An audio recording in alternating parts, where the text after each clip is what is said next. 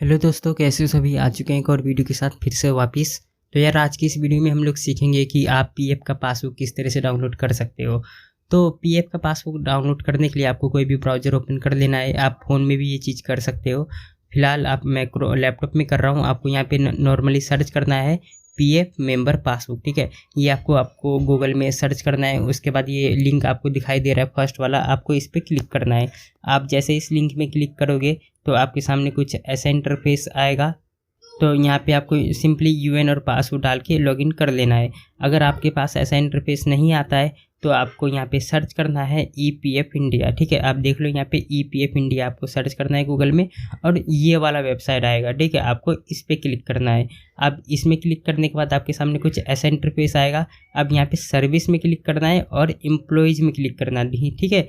यहाँ पे देखो ऊपर में आपको एम्प्लॉयर्स भी दिखेगा, ठीक है। एम्प्लॉयर्स में क्लिक नहीं करना है, एम्प्लॉयज़ में क्लिक करना है, ठीक है।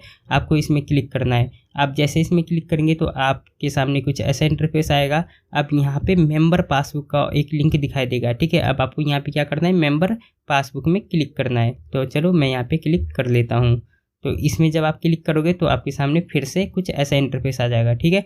तो ये हमारा मेंबर पासबुक डाउनलोड करने का पोर्टल है।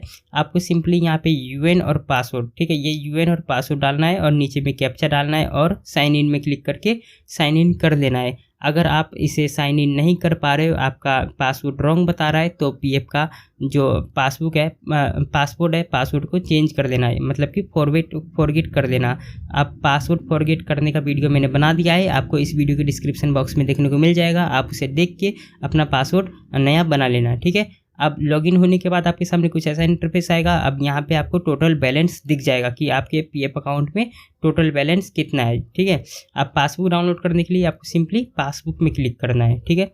तो चलो पासबुक में क्लिक कर लेते हैं। पासबुक में क्लिक करने के बाद आपको कुछ ऐसा इंटरफेस देखने को मिलेगा।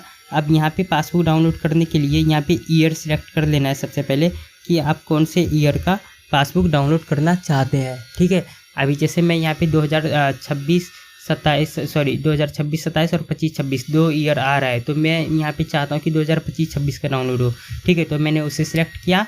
अब ईयर सिलेक्ट करने के बाद यहाँ पे डाउनलोड एज पीडीएफ लिखा हुआ है, आपको सिंपली इसमें क्लिक करना है, डाउनलोड एज पीडीएफ में। उसके बाद यहाँ पे डाउनलोड वाले बटन में क्लिक करना है और बस क्लिक करते ही यहाँ पे आपका जो पासबुक है वो डाउनलोड हो जाएगा, ठीक है।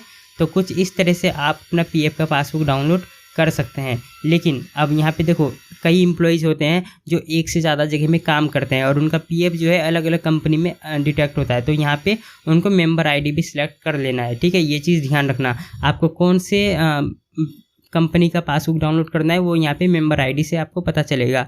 आप इसे सिलेक्ट कर लेना और उसके बाद फिर आपको ईयर सिलेक्ट करके डाउनलोड एज पीडीएफ में क्लिक करके डाउनलोड करना है, ठीक है। तो इस चीज़ का आप ध्यान रखना। इसके अलावा अगर आपके पीएफ अकाउंट में आपका पैन कार्ड ऐड नहीं है तो उसे भी ऐड कर लेना।